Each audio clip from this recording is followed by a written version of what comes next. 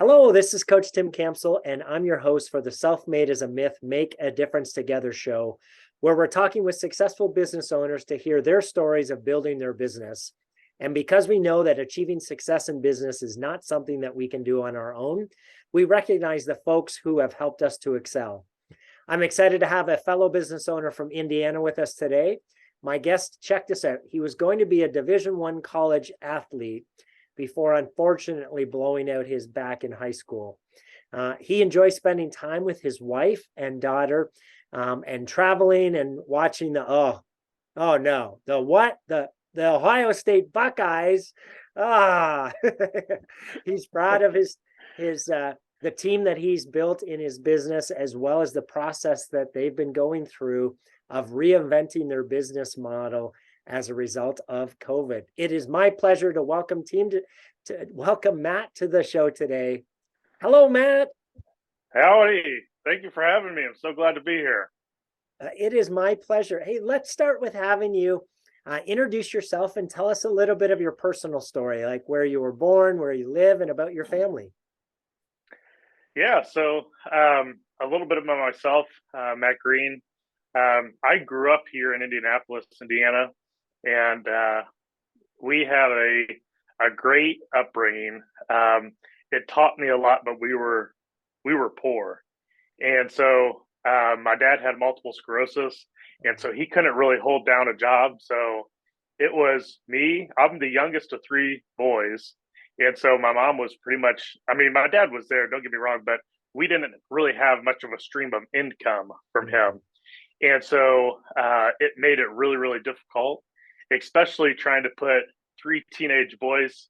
My oldest brother is 5 years older than me. My middle brother is 2 years older than me. So at some, like, we were going through the teenage years, like back to back to back. And it was like Sam's Club every weekend, $300, and it's, $300 or $400 just to feed us, And so it posed a lot of challenges to us. And I remember growing up and not having water or electricity, for it seemed like maybe this is just as a kid and you just think things are so much bigger than what they were, but it seemed like it was a year or two. And I'm sure if my mom listens to this, she might be embarrassed, but like that teaches you a lot, And so we, as a family, so me, my brothers, and my mom, we went and we mowed yards after school. Like growing up, like I would get off the bus and she had we started it with a station wagon, believe it or not. And we had hand clippers to weed eat grass, like little hand clippers that cost like $10 because we couldn't afford a weed eater. And that's how we started back in the day, just to try and so we could have water on every night and electricity. We would put a 5-gallon bucket underneath the water or the thing, the sink, and it would drip all day. We had enough that we could boil water and we could put it in the sink or tub, and all of us had to take a bath in that. Think about your brothers playing football and soccer and everything, and everyone taking a bath in the same thing. It was disgusting, but it taught me a lot about life. And like, dude, life is what you make it. And you could be a victim of your circumstances. And so I did that kind of going through high school, or all the way up into high school. Even I went to college. I have 2 college degrees. I went to Bowling Green State University, and I would mow all the way up until I had to go to school. And then I would beg my mom, can you just mow the rest of my yards for the rest of the year? And she would, crazy enough lady, she would do it, and it was great. And so my dad passes away, and so I transferred back from Bowling Green State University to IUPUI, and I graduate, and then my girlfriend at the time, she's my wife now, she lived in Ohio. We met at Bowling Green State University. She took a job out there. So when I graduated, I was like, I have a teaching license and I have an exercise science degree. I wanted to be a strength and conditioning coach. And I wanted to do that because when I was in high school, I blew out my back. I couldn't play football anymore. I had a Division I scholarship.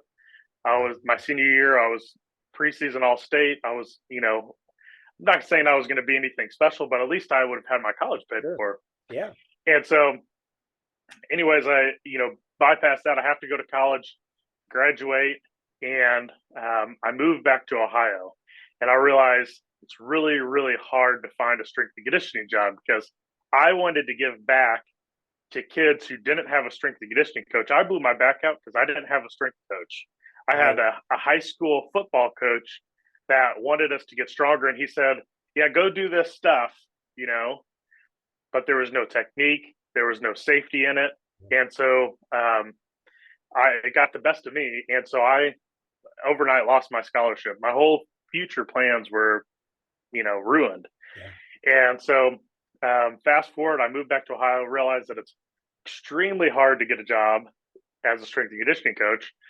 So I go into sales and I work for Xerox, selling copiers, like door to door, the worst environment. I mean, I remember times getting spit on, like somebody didn't want to talk to me. It was horrible. They were like horrible people. Wow. And but it also was an amazing experience. I learned all the different businesses that are out there, and I would go up and talk to people, and I would say, "Man, you do what for a living? Like you bake what?" And so then I'm thinking back, and I said, "You know what? I bet I can start a lawn mowing business. I bet I can go back and do what we did to get us out of, when we were dirt broke. And I bet I can apply some of these skills from Xerox to our business or to this thing that I'm just kind of is a thought at this time. Yeah. And I wonder if we could do something with this." And so I stopped working at Xerox and I go to work for this company called Tradesman International or Blattner Energy. And we installed solar panels. And I thought I was a crazy rich man. We were getting paid prevailing wages in Ohio. I was getting paid $27 an hour. Anything over 40 was at like $52 or something crazy. And so I saved a little bit of money. I had $1,800. I took it back to Indiana. We moved home to Indiana, took that $1,800, and I started a lawn care company with $1,800. That is awesome. Yeah. So, Matt, so that's kind of my story of how I started it. Yeah, that's awesome. Thank you for sharing. So is there a funny story that your family likes to tell about you that you'd be willing to share with us today?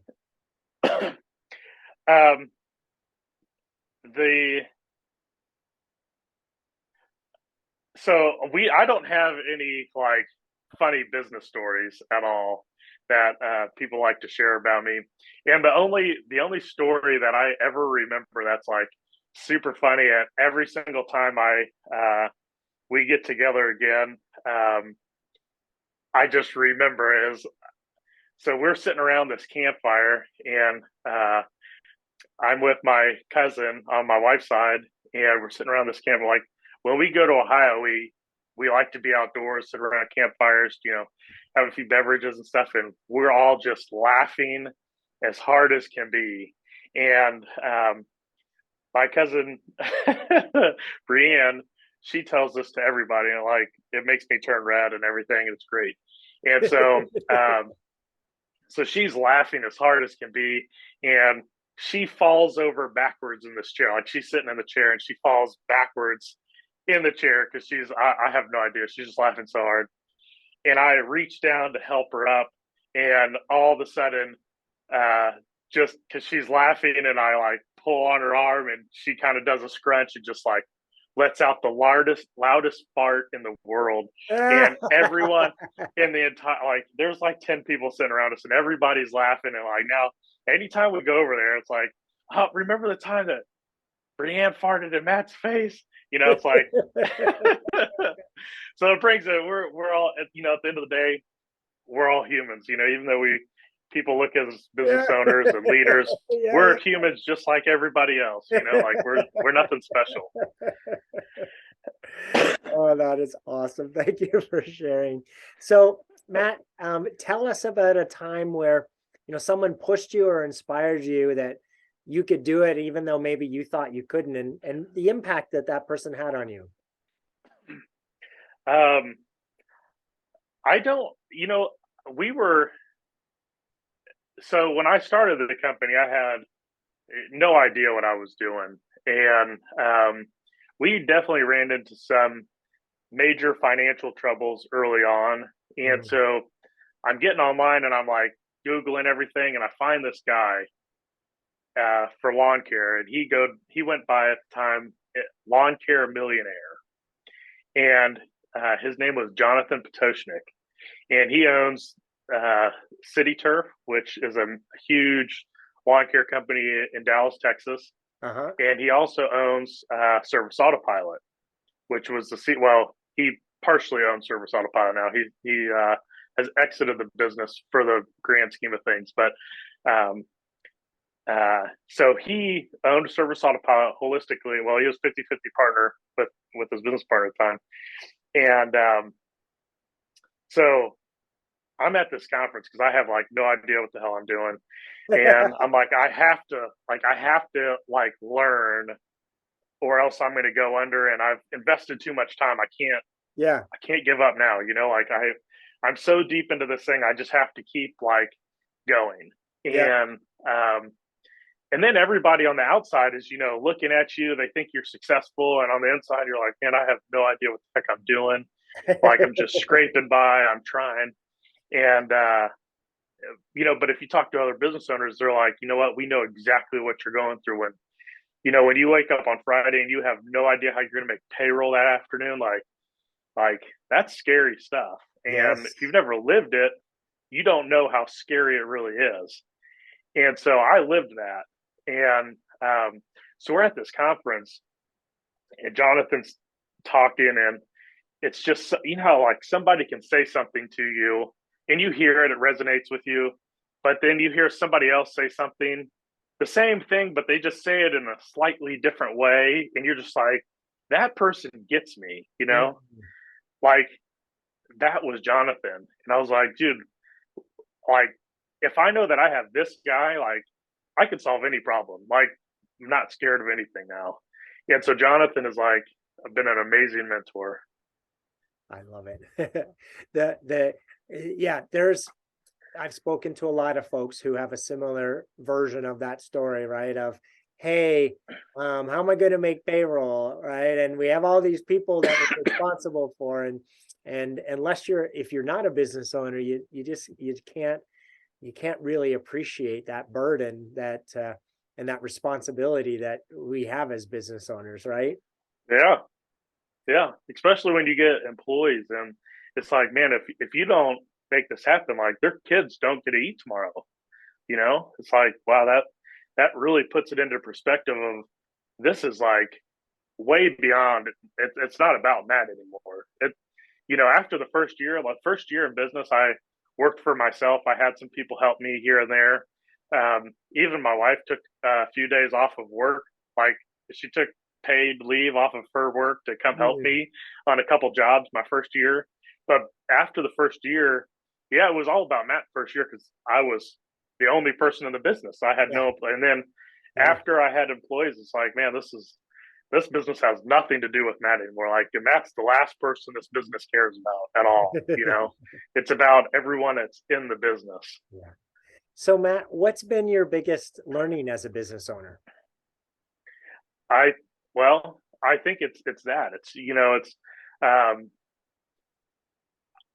I think that there's certain people on earth that have a unique ability that can support others in very meaningful ways. Hmm. And I don't think everybody is built out to be a business owner. Absolutely not. But I think there's certain individuals that can do that. And I think that is the biggest learning for me is that there's people, and I'm not saying that I'm perfect by any means. I'm definitely not, and I don't know hardly anything when it comes to business. Um, and I think anybody that says that they know everything is probably someone you don't want to listen to. It's always the person that says that they're the smartest person in the room that you better run the opposite way Yeah, from. right. And I think that's the biggest thing that I've learned is, it's if you're put on this earth, there's a bigger thing. There's bigger things in life. And me as an owner, um, I learned early on that it's very, very difficult to keep this thing running and keep the vision going forward, and to be able to employ and give really good jobs with meaningful benefits and really good wages to people. And I don't think everybody can do that. But everybody here has to contribute to society in some way. So I think us as owners, we have this unique ability to be able to do that, Mm. and to be able to cast a vision to our team members to be able to move forward in this direction Yeah. to better the world in some way, whether that's to make so much money as an organization that you have this platform to give back to a community that gave you so much, or it's, at some day, like, you know, once you have enough money in your bank account, like more money is not going to make you happy. But Right. it's like, what can you do with some of that money? Can you give it back to your employees, your team members that have helped build this thing? That's why we raised our pay rates, to try and pay better than everybody, like we want to take care of our people first. Yeah. And then what can we do to like give back to the society, So that thing that's like the biggest thing that I've learned is like we have this pedestal that we can now cast this vision and move forward and make meaningful changes in people's lives. Yeah, and you were telling me offline just about the different things that you do. You mentioned it just now about paying more than the average, but your whole philosophy is based on helping improve the lives of your employees, right? Yeah, 100%. And when we made that switch, that something just like it clicked at that point, and like I had got it, like this business isn't about doing lawn care.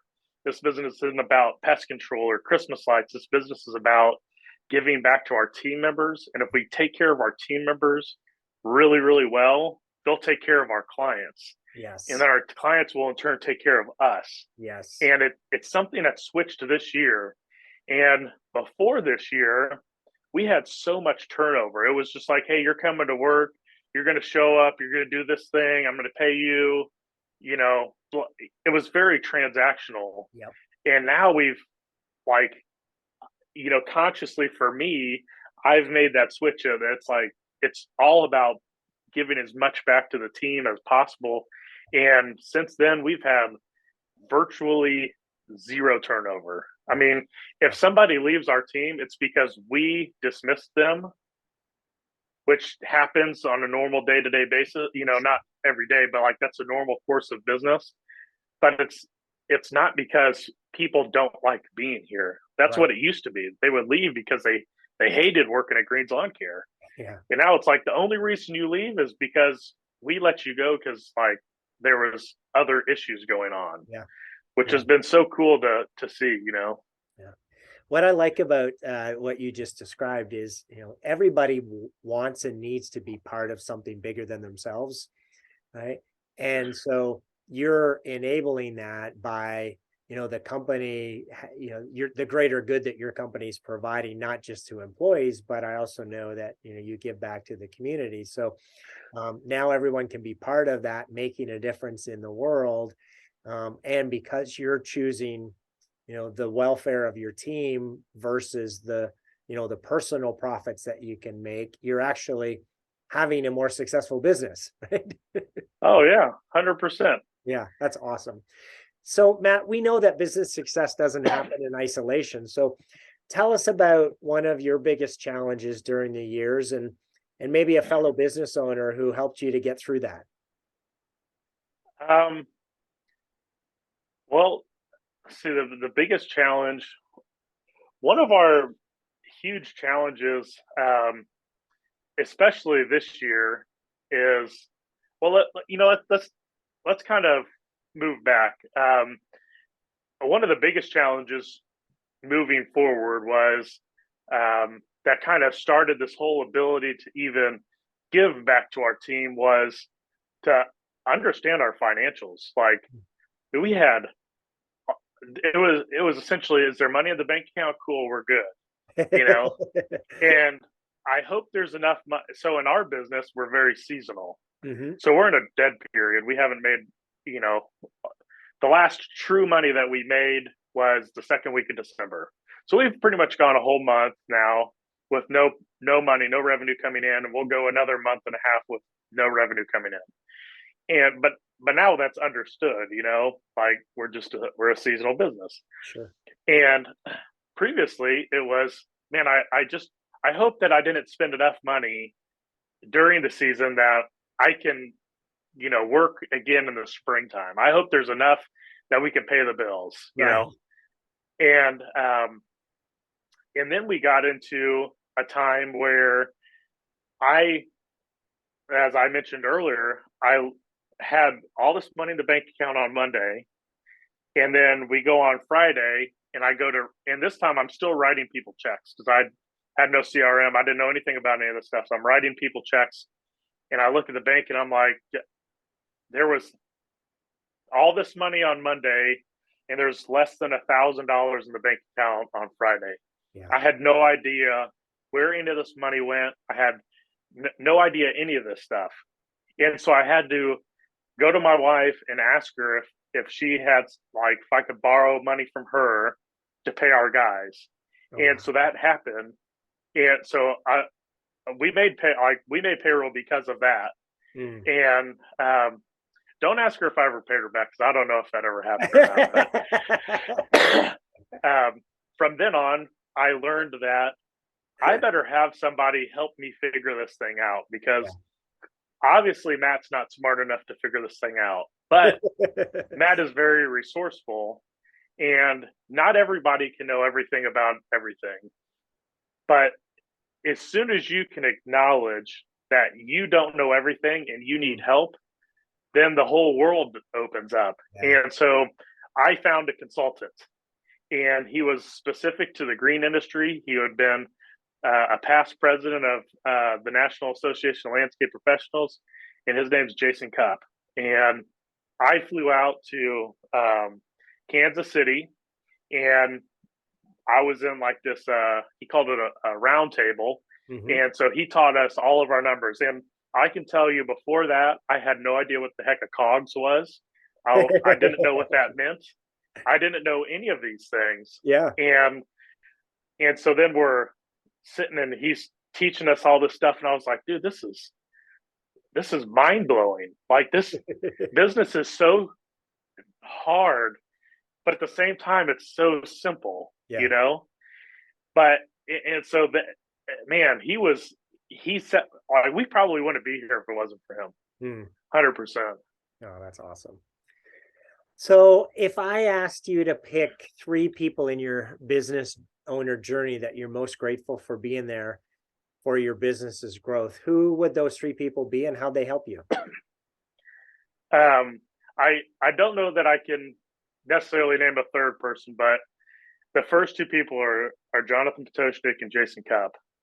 And Jonathan started Service Autopilot. That's the CRM that we use. And he had this thing, which is still around, but he's not involved in it anymore. And it's kind of changed. It's called Academy. So it was Service Autopilot Academy. And so once a month, we would get on these phone calls and he would teach us something, whether it was marketing or to think bigger. There was all these different things, recruiting, websites, anything that you could think of. We talked about it. And that went on for, I don't know, 6 years maybe that he had that. I joined, my business is only 6 years old. Well, we just finished our 6th season. This will be our 7th season. But I joined in my 2nd year in business. And so he is by far I would say, the number one person. And he taught me to, like, whatever your thoughts are of business, like, think way bigger, think light years down the road. And how can you go get that? Because if you're in the weeds thinking about, like, all the stuff that you have to do today, you're never going to get there. But if you think about, like, what it is down the road and think way bigger, then you can kind of backtrack. And then you find out what really is meaningful right now, is do you need to put out every little fire, or do you need to put out the meaningful fires in your business? Right. And he's like, dude, take those little fires, give them to somebody else. They're not your problem. They're not $1,000 an hour problems. Figure Right. out the $1,000 an hour problems and go after them. And so he was by far, he taught me how to think, Mm. which was incredible. And then Jason Cupp was by far the second best one. Him and Jonathan became really good friends, and Jason would get on these academy sessions from time to time. And Jason is very much a HR guy. He wrote our employee handbook. Okay. He's done financial consulting for us. Um, and so he's just been, it's unbelievable. I've been to his house before and driven in his cars, and like these are now, I would consider them friends. Yeah. Very cool. So as you think about the next 3 to 5 years, what are the biggest challenges that you see you'll face in reaching your goals? And who are the types of people that you're going to need to solve those challenges? Well, so the next 3 to 5 years is going to be definitely very challenging. We are kind of in the next year, we will be fully through this transition. So post COVID, we decided we're not going to be a maintenance company anymore, which was a very easy business because you're just selling labor and you never have accounts payable and inventory that you have to manage. You're just managing labor, and every hour that they're out working, you're billing for that. So you can, and we billed every single Monday with credit cards, so it was easy to make payroll. And now we've totally gotten rid of all those services, and we're only focused on lawn care, pest control, Christmas lights. And of those three businesses, they are all 100% inventory based businesses. Mm. But with that comes higher margins. With higher margins, we can pay our team better, we can give meaningful benefits. The last benefit that we still really want to offer is healthcare, but Mm-hmm. it's very hard to find a healthcare provider that will work with seasonal businesses to ensure our seasonal team members. So Mm-hmm. that's been a major challenge. So that's a big roadblock, because I think that they need that security, that type of healthcare. Yeah. Um, but once we get through this transition, which next year, or 2023 will end, that will be done with all the mulch and cleanups and leaves and snow, and we'll be fully on our three services. Um, in 2025, we plan to open our second market. And Okay. so it's in a whole nother state. It's only about an hour and a half away. So it's not going to be, if you have to go, you can go, but you have to have all your systems dialed in. Yeah. You have to have an operation. We have the operation manager that's going to go there, but that means we have to backfill them here. Right. Yeah. We have to have all the capital set aside totally to be able to start that, go to market. If we're going to acquire the company, you know, everything. It's going to cost hundreds of thousands of dollars to do this, Right. to do it right, and Yeah. to be able to go and launch fast. And so that's going to be our biggest challenges. Okay. And what do you see in terms of the types of people that you're going to need to overcome that? Well, I definitely can't do it myself. Yeah. It's having coaches and people that are in your corner that you trust. And, it's, even if the coach says like, hey, you know what, I don't necessarily I don't know all this, but I'll connect you with somebody that has done this thing. Mm-hmm. That's the best thing about a coach, is when they can have the humility to also say, you know what, I don't know, Yeah. but I will put you in touch with somebody that does. The worst thing that somebody can do is give you information that's not true. They don't know 100%. Yeah. Um, so I'll be in touch, obviously, with Jonathan and Jason and we hired a CFO this year, Okay. a fractional CFO. Yep. And so he's been very pivotal in totally transforming what I thought was a correct P&L into his version of a correct P&L, Yeah. which is unbelievable. And every single service broken out with the labor assigned to each service. So you really know what services are profitable, what services aren't profitable, and being able to set forth the plan to be able to save enough money to open that market. So those three people are going to be very critical in our move, or in our expansion plan. Wonderful. Last question here, Matt. So Jim Rohn says that we become the average of the 5 people that we spend the most time with. So as you think about that, what advice would you have for business owners who are trying to do it on their own, who are trying to become self-made and aren't doing the types of things that you've been describing throughout this interview? I think the biggest roadblock of people not doing it is they try and learn too much about a service sometimes. Just go all in, throw all your chips in, and you have to swim. It's either sink or swim. You're going to figure it out. And if you have the drive to do that, you'll be successful. Like, I 100% truly believe there's not a problem that I can't figure out anymore. Like, after have owning a business, I feel like I can figure out pretty much any problem that you put in front of me, or I can figure out who I need to have on my team to figure out that problem. And sometimes that's hiring that person, or it's going out and finding, if you can't hire that person, maybe because they're too expensive, hire a coach. Like, if you don't have a coach, I don't know anybody there's probably very few people that are business owners that are truly successful that did it all on their own. And if they did, it was probably very slow growth, and it was probably very painful. And if you could hire somebody that could accelerate your growth and accelerate you through those very painful moments in business, and say, hey, you know what? Like, Jason gave a talk. He said, when you get to, in the lawn care industry, when you get to $500,000, you're going to have this problem, and this problem. You need to solve these three.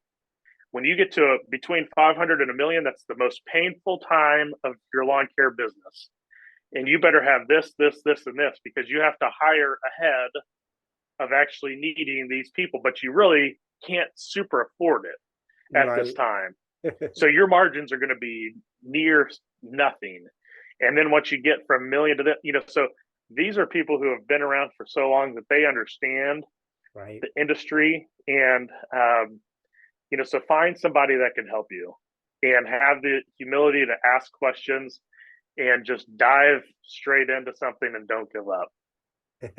I love it. That persistence and consistency and persistence. That's something that my coach continues to tell me is, so similar to what you're saying is, if you have the tenacity, if you just keep at it, right, eventually it's good. You're going to get enough successes that it's all going to work out. And coaches have coaches. Absolutely. Yeah. Yeah. I mean, the biggest companies in the world hires executive coaches because they don't know what the heck they're doing either. In fact, if people listening, if you're looking to hire a coach, that should be one of your first questions, is you ask the coach if they have a coach, because if they don't, then that means they don't believe in what the service they're providing. So you shouldn't hire them if they don't have a coach themselves. 100%. 100%. One of the best decisions I ever made was hiring a coach. And they can take everything away from you, your business, everything, but they can't take your knowledge away from you.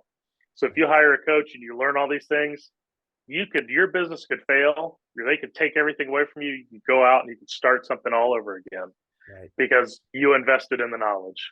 Absolutely. Yeah. We quote, oh my goodness, I'm going to miss his name now. Virgin. Who's the guy who owns Virgin?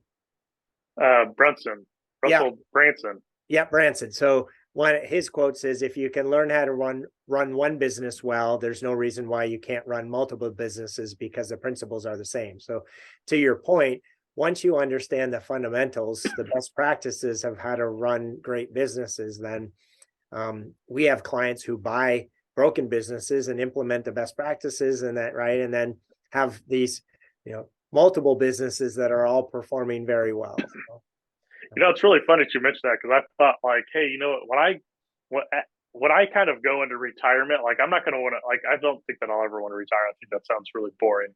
But it's like, maybe we just go buy businesses that are they think that they're broken and you just go and make a couple tweaks and they'll like sell them back to somebody. Like that just sounds really fun to me. Yeah. Yeah.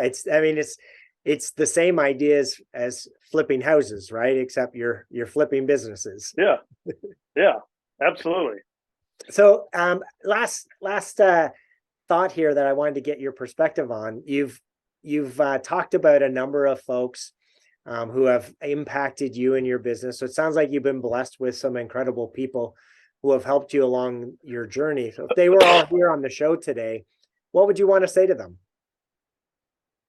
Oh man, I've already told it to them. I would just want to shake their hand. You know, it there's no words. I get emotional because I wouldn't be here without them. Thank you. I appreciate your heart and your authenticity and your words of wisdom today that other business owners will find incredibly valuable. So, Matt, it's been a pleasure speaking with you today, and thank you so much for being on the show. I appreciate it. Thanks for having me. To everyone who tuned in, thanks for listening to the Self-Made as a Myth show with your host, Coach Tim Campsell. Be sure to help us spread this movement by liking the show and posting about it on your social media. And to join our movement, go to bemadtogether.com. All right, folks, that's a wrap. Make sure to pay it forward, and I'll see you all next time. Take care.